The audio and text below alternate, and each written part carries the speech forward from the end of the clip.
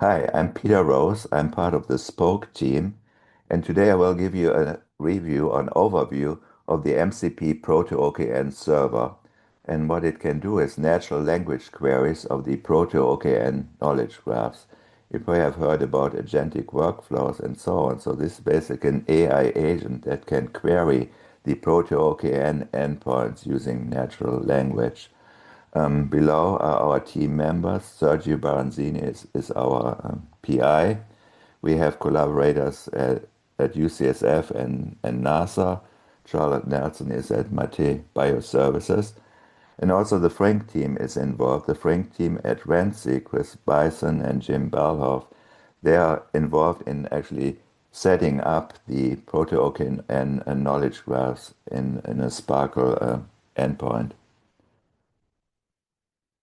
Okay, so let's first give a little introduction to the Proto-OKN program. It's an NSF-funded program. There are several components, and the component I'm talking about today is about the knowledge graphs and the use cases. There are knowledge graphs in four domains: biology and health, environment, justice, and technology and manufacturing. So what is actually Proto-OKN? Proto-OKN stands for Prototype Open Knowledge Network. And the bottom here, you see a definition by the NSF. So an open knowledge network is a publicly accessible, interconnected set of data repositories and associated knowledge graphs that will enable data-driven artificial intelligence-based solutions. And that's exactly what we're going to talk today about. We're using some AI agents to query those knowledge graphs developed by the Proto-OKN program. Okay, so the Proto-OKN program has a sub-team called FRINK, and they provide a SPARQL instance where we can query any of those not, Proto-OKN knowledge graphs. Now, to do that, you need to know SPARQL, and on the left, you see the SPARQL query can be quite complex and verbose, plus results also not necessarily very readable. And the thing is that really very few users have SPARQL experience. These days, a scientist really expects to be their natural language interface. So that's what we have developed. So let's talk about how we implemented a natural language interface to the Proto-OKN knowledge graphs. So we're using a chat client. It could be GPT, Chat GPT. In our case, we're using Claude Desktop. So for example, when you run ChatGPT or Claude, you would give it a prompt, and then it uses a large language model to answer your question and give you a response. But as you know, sometimes it hallucinates, facts, or it just doesn't know the facts. So what we can do is we can connect this chat client to a database. In this case, we connect it to a SPARQL endpoint that contains all the Proto-OKN knowledge graphs. So here we have the real knowledge in here. We need to connect the two together, and we do that through an AI agent, and that's called an MCP server. That has a name, MCP-proto-OKN.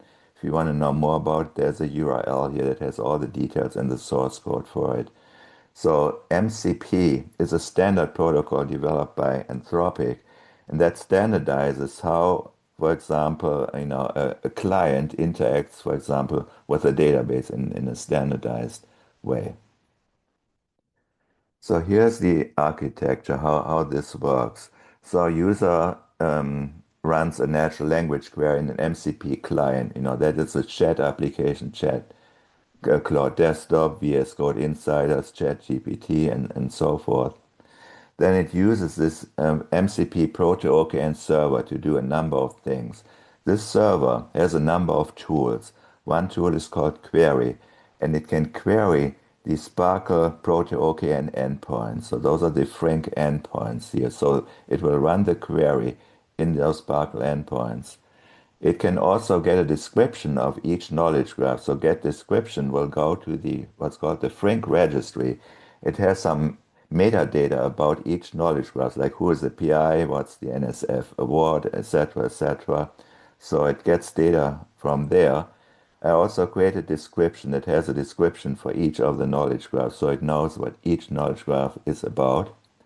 And then each, knowledge graph has a schema. It has entities.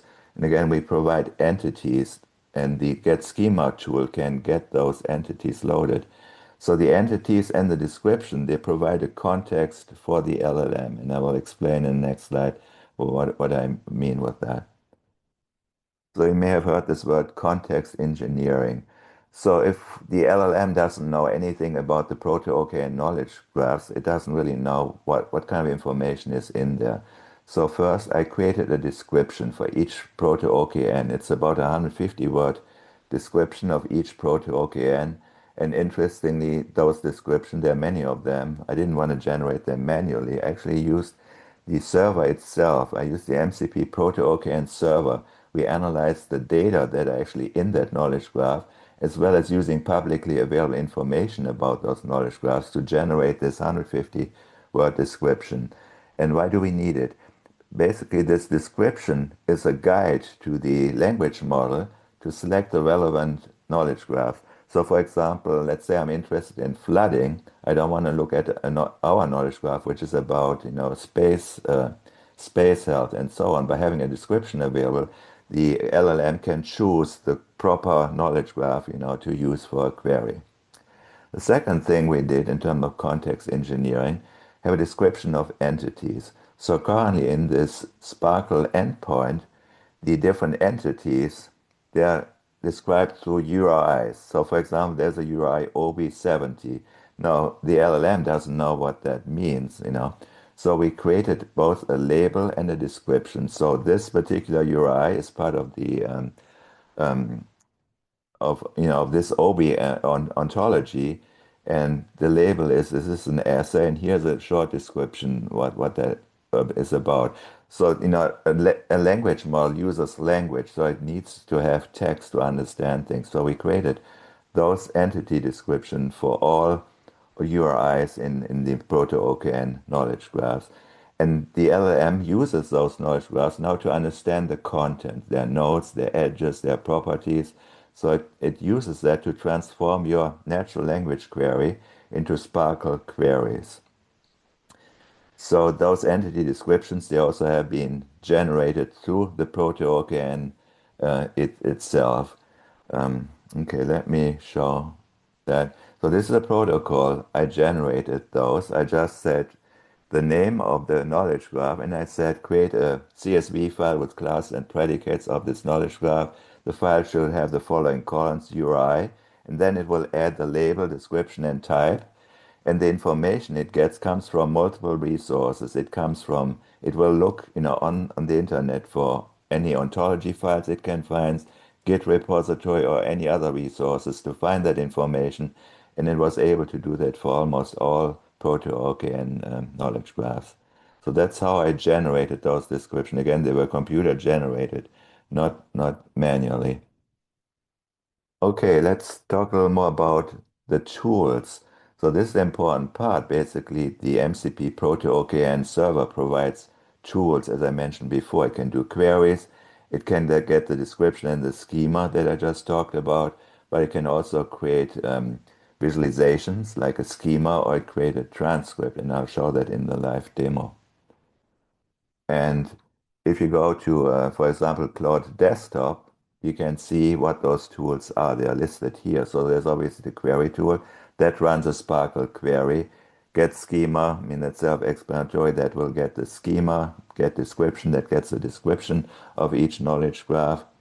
And then we have visualization and reporting tools. So for example, we have a visualize schema tool that generates a schema so you can graphically see what's in that knowledge graph, and we can create a transcript of your chat.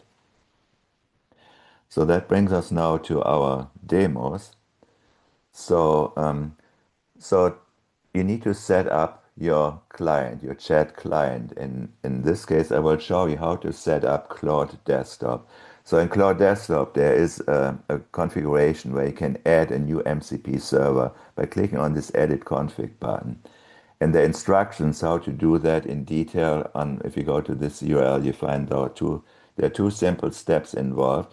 But basically, this is the configuration file that Claude needs. It starts with MCP servers, And then for each knowledge graph, it has this entry where this is the name of the knowledge graph. It has this command. It's using this MCP-proto-OKN server. And this is a URL of the SPARQL endpoint that is querying. So it's very easy. And maybe let me quickly show you how this is done in real life. So this is the Claude desktop, and I'm going to go to settings and go to developer. So here's this edit config button. So this is this configuration file that needs to be added. So here I need to add the endpoints. So those are the endpoints for all the Proto-OKN knowledge graphs in here. So this file is available. You don't need to type this. You can follow the instructions that we have to do exactly this type of setup here.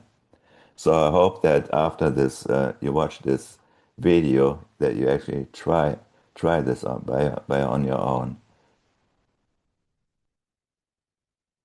Okay, so now let's go to a live demo. But let me first show you what we're going to do here. We want to get an overview what's in this Poke Gene Lab knowledge graph, and also what is its schema. So again, this is the chat window in Claude Desktop where you type in your prompt or query. But before we do that, we click on the plus sign, go to connectors, and here it will list all the Proto-OKN knowledge graphs. But since I'm only interested in GeneLab, I can just toggle this on. I don't really need to have all the other ones here. And then we are ready to go. So our first prompt is just the name of the knowledge graph. As a convention, I add the @ sign in front of it. If you just type in the name, it will tell you a little bit about itself. It basically will give you a description, what is in that Spoke GeneLab knowledge graph.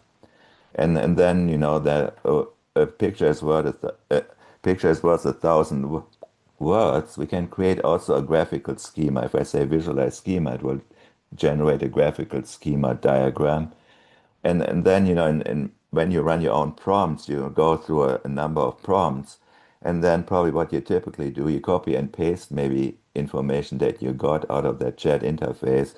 But that's not necessary. We have this method called, or tool called create transcript, that will create a nice transcript of your entire session. So we're going to now do this workflow live. So let me go to Claude here. So we're going to do a new chat here. So first of all, as I mentioned, let's make sure we are using the right knowledge graph here. You see, most of them I turned already off. I only have the Spoke Gene Lab turned on right now. And let's first ask it, what's in there actually? So let's say Spoke, there's Gene Lab. You could also say, okay, what data is in Spoke Gene Lab? I can just give its name and will give us a little summary. What type of data is in there and what can you do with this knowledge graph? So it's using a tool now. So this is a tool, get description. So that gets this 150-word description. And it also gets the schema of that knowledge graph. And then it tells us what's in there. So first of all, the Spoke Gene Lab knowledge graph is about NASA gene flight space experiments. Here are the type of data that are available, the kind of relationship that exists. And then it gives you some suggestions what you might want to explore in there. Maybe find genes mostly affected by spaceflight conditions, etc., etc. And we can also get a graphical view of the schema. So if we say visualize schema, we can also visualize the schema. We can exactly see what are the entities in this knowledge graph and how are they connected. And this will take a few seconds to create.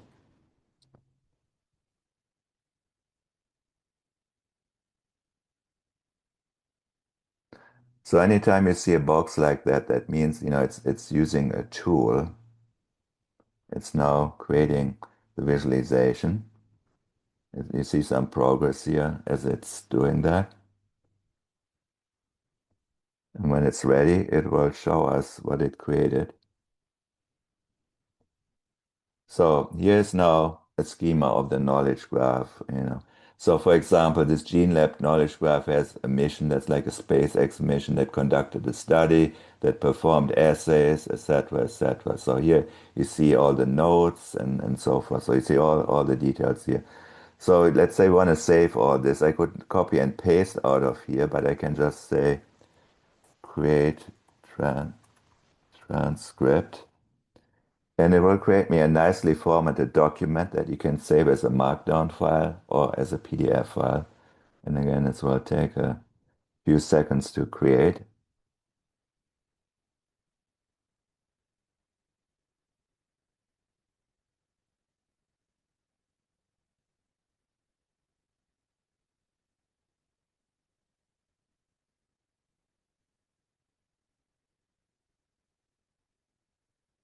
And when it's ready, it will show us the transcript. So here's the transcript that it generated. It always has a title. Then under user, that's the prompt I gave. And then it has the response in there in a nicely formatted way. So that's how you can create a transcript of any of your sessions, which is really handy. Okay, back to the slides then. So, oh, by the way, here's that schema that I showed you, just so you understand what this means is if you see a box like that, like an assay, that's a node, and the node has properties. This assay has assay properties here. Then this assay measure differential expression of model organism genes. So this is called an edge or relationship, and that can also have properties, like in this case, it has two properties. So that's how to interpret that schema. Okay, so basically what I've shown you in this demo, we can basically ask each Proto-OKN, what kind of data is in there.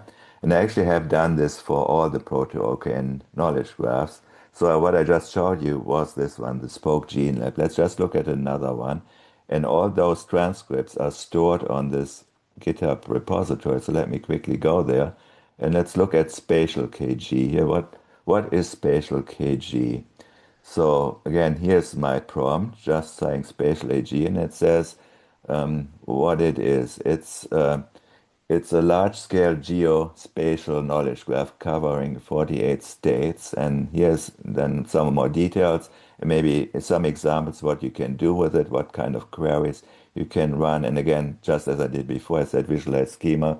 So that's the schema of the spatial knowledge graph as an example. So you can do that for any of the Proto-OKN knowledge graphs. Okay, let's go to demo number 2. So we only queried a single knowledge graph, Spoke Gene Lab now, but we can query across multiple knowledge graphs. I mean, that's really the idea of this project, that we integrate across multiple knowledge graphs. And another thing we will be doing is we're trying to go beyond just Proto-OKN. So there's this Proto-OKN ecosystem, but it's not complete. We can integrate third-party information. And if you saw the definition, I gave a Proto-OKN that includes incorporating diverse data sources. So instead of just using the Proto-OKN SPARQL endpoints, we can query other databases, for example, third-party SPARQL endpoints, or we can use additional tools here, other MCP servers or agents. And what I show you in the next example, we, for example, use an agent that can query PubMed for, information. So we will use that one. Okay, so this is the second demo. We're looking for differential gene expression, and basically we're trying to integrate three types of resources: Spoke Gene Lab, Spoke OKN, plus this external service to query PubMed. And we want to characterize spaceflight associated gene expression changes and their disease relevance for this particular gene lab study, OSD 161. So this is the 8-step prompt. I won't run that live because it takes several minutes. And I just show you that transcript. So here's the transcript of this analysis. So first of all, we see the prompt here. So it's a pretty extensive prompt here. So first, you see I specify Spoke Gene Lab as our first knowledge graph we want to query. And there are 5 steps it will do. It will retrieve the study OSD 161, etc., etc. I want to go through the details. It goes through 5 steps here. So it does 5 different types of queries to summarize that information. Then we're going to switch over to use the Spoke OKN knowledge graph, and that's task number 6, map human orthologs to associated diseases, and that goes up to here.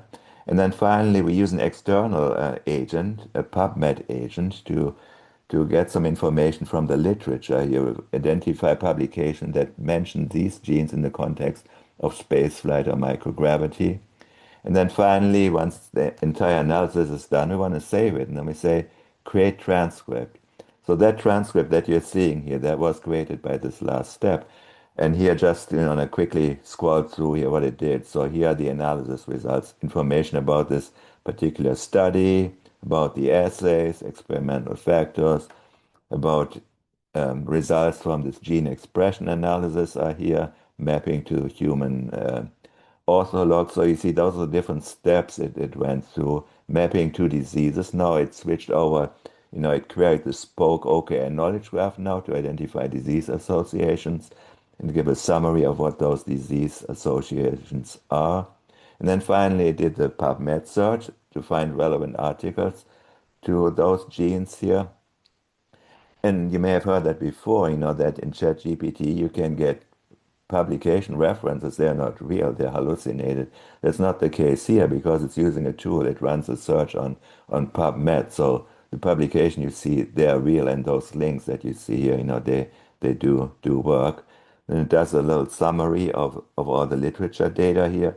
And then it summarizes the whole chat here. What are the biological insights? What is the translational relevance, clinical implications, and in the end, it gives a nice summary. So it used the Spoke Gene Lab knowledge graph to get experimental spaceflight data. It uses Spoke OKN to get disease associations, and then it uses PubMed to confirm some of the functional importance of some genes. And that shows you the power of now integrating like different OKNs or different MCP servers. Okay, that was our second demo. Now, we did several use cases for the other Proto-OKNs as well, and they are listed here. And let's look just at a couple of other examples. So here are the examples. So the first one's all about space flights. Then we have one about disease prevalence. We have some about contamination and perfluorocompounds here. We have a number of use cases about chemical and environmental justice, and we have some about flooding. Let's look at this one, criminal justice pattern that uses the scales Proto-OKN. So I asked it, what are the the patterns that you see in those data in the scale knowledge graph here. So it says, okay, there are about 2 million criminal cases. What is, here we get basically a breakdown. What's the severity of the charges? What are the most common charges? Seems to be speeding or missing tags on your license plates, for example, but, more serious charges down here. Um, then, then it, then I asked it to do a summary of the charges. So it says, okay, summarizing this, there are traffic offenses, substance-related offenses, violent crimes, property crimes. Then I asked it to look at demographic patterns. So it does a breakdown by gender and race here, by what kind of sentencing patterns can we see here. And then it summarizes, the findings here and so forth. So that's an example now using this scales knowledge graph. And let me just show you one last example here. This Michigan flooding event. And this uses the urban flooding OKN knowledge graph. So the prompt I had, find the most recent flood events in Michigan and the impact. And then it found this flooding event from 2024. It says about almost 20,000 buildings were affected by this, and it shows the geographic extent here. And it also gives a little context. Why was there flooding? So there was this Hurricane Milton, and it had some remnant effect actually in the Detroit area here. And we want to really see this on a map. We have data that should be on a map. So I asked it, add an ISO service to an OpenStreetMap to visualize spatial clusters of buildings experiencing significant flooding. Now there are 19,000 buildings. That really is too much. So for this demo, I just use a small random subset of 200 locations. That's definitely not, not enough, but just to show how it works, I just use 200 of them. And then let's have a look at the map that it created. So here's the map. You see the Great Lakes here, and the flooding. There are two hotspots, and that's basically where the Great Lakes connect. One in this area over here, and then down here in the Detroit area. So you can zoom in here. You can see more details. And so down here, this is Detroit, and around the Detroit River down here, you see the hot spots where the flooding occurs, and you can drill down even further. You can actually see the individual buildings. As I said, we only showed 200 out of 20,000, so this is not really, uh, a whole thing. But here you see actually individual buildings that got flooded. Okay, I thought that was, pretty impressive.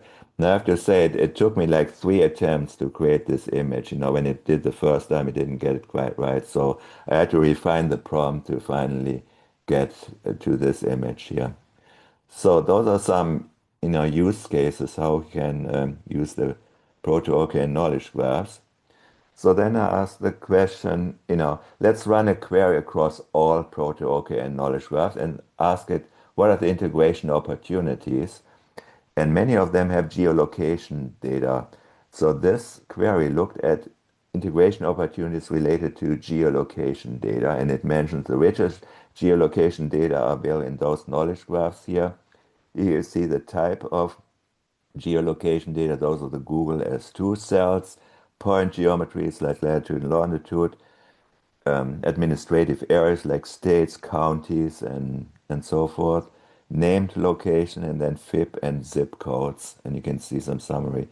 So let's just have a look at the whole transcript of this analysis. And it's over here, integration opportunities.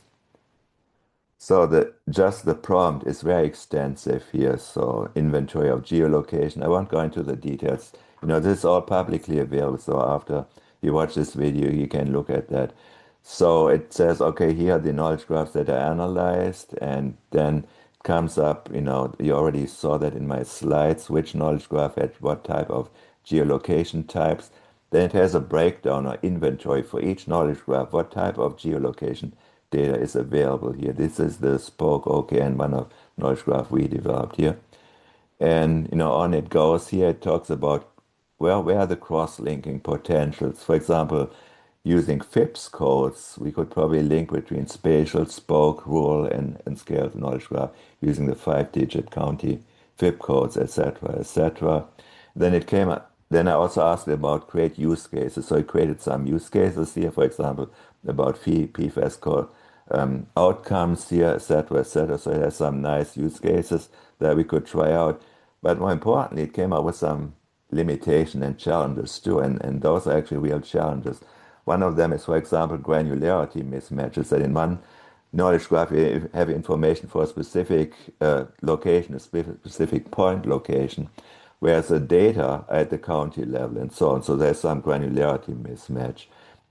We also have different geographic scopes. For example, some are based on the entire US, some are international, some focus on a specific city like Philadelphia. We have temporal alignment mismatches where the data come from different years, so you can't really, look for correlations. And then data completeness is also an issue, that there are limited data available. So this, you can basically use this to look for integration opportunities. And I did others. I also look how we can, for example, use chemical compounds to link across or integrate across knowledge graphs. So the next thing we did, so far, I used Claude Desktop and I used the Sonnet 4.5 model. So I asked the question, how well do other large language models work? And to do that, I used VS Code Insiders with this GitHub Copilot, and that allows me to access a variety of language models. That includes the Claude Anthropic models here, the Google Gemini LLMs, including their latest model, the Gemini 3, and the OpenAI models like the latest GPT 5.2. And this is not the complete list. They also have Grok and a few others. So I did a comparison. I ran a benchmark across those different LLMs. So first is a simple question where it needs to query for space flight mission. So that's a simple lookup query. All of them got that right. You can click on the links. Well, you can see that. So none of them had problems with a simple query. Then I had this gene expression query. That's the query that I showed you in the beginning here. That's this 8-step query. So as you know, Claude does very well. And so here's my evaluation. Sonnet did the best, but Gemini 3 and ChatGPT, they're about the same. They actually did pretty well too, almost as good as Claude. Grok did not so well. Again, this is limited because this is just we just did two comparisons here, and as there's a lot of competition among those different groups, so things change. As we know, Gemini really made a big leap just recently. And yeah, let me just show you an example of that you can see how that looks like. So you already have seen this. This is this, this um, demo that we ran before here in Claude. It has a lot of detail. And what Claude does too, it's not just listing the data, but it also summarizes the data. It comes up with some conclusions and so on. So I like that about using Sonnet. Now, if we look at Gemini instead here, it can find all the data that we need, so it had no problem finding data, but there's not much explanation. It has some narrative summary, but it's very terse, so usually Gemini seems to be more terse. So if you just want a straight answer, maybe Gemini is a good option here. Then let's look at GPT 5.2, what it did. First of all, it looks like, oh, this is really very short. But what it did, it created what it called a full report as a separate document here. So we can go here and you see it created a full detailed report. So this is very much almost as good, as the Sonnet 4.5 model, except it had some rendering issues. This should really be rendered as a table. So it had a few issues here. It should be really a table like that. But otherwise, content-wise, I think it's very comparable what we had with the Sonnet 4.5 model. So it looks like all the, leading models could be used, for this purpose here. Okay, so let me basically summarize. So we use this model context protocol to both query and integrate data across, multiple OKN knowledge graphs. And what this provides is a natural language interface. So we don't need SPARQL. It can create the SPARQL, and it enables users, to query multiple Proto-OKN endpoints using natural language, using a chat client like Claude or others. It's also a modular approach. As you see, you can turn on and off individual knowledge graphs. You don't need to use them at all. You can just use the one you're interested in. That makes it more scalable and flexible. Um, and then, of course, we want to query across multiple knowledge graphs, so we can, do a distributed query, and that helps, identify relationships, as I've shown with the geolocation data, and to find, integration points across multiple knowledge graphs. And it's also useful for automatic knowledge discovery. And I showed you that too. We can summarize, what is in a particular knowledge graph. We may not know the details. And it can also query across multiple knowledge graphs, and they don't necessarily need to be aligned. Let's say aligned regarding using, for example, an ontology, because the language model, really likes text information. So it doesn't really matter if you call this a compound, a chemical, or a drug. It knows that that is basically the same thing. So it does not necessarily need the specific semantic alignment. It can do that by itself.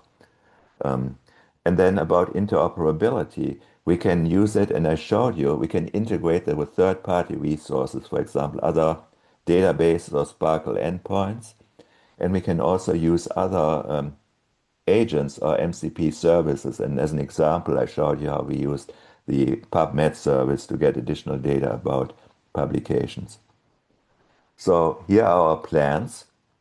We want to work with the other Proto-OKN teams to develop more use cases, more relevant use cases, and then establish some benchmarks to see how well this server works, what doesn't work, and what can we basically improve based on the benchmarks.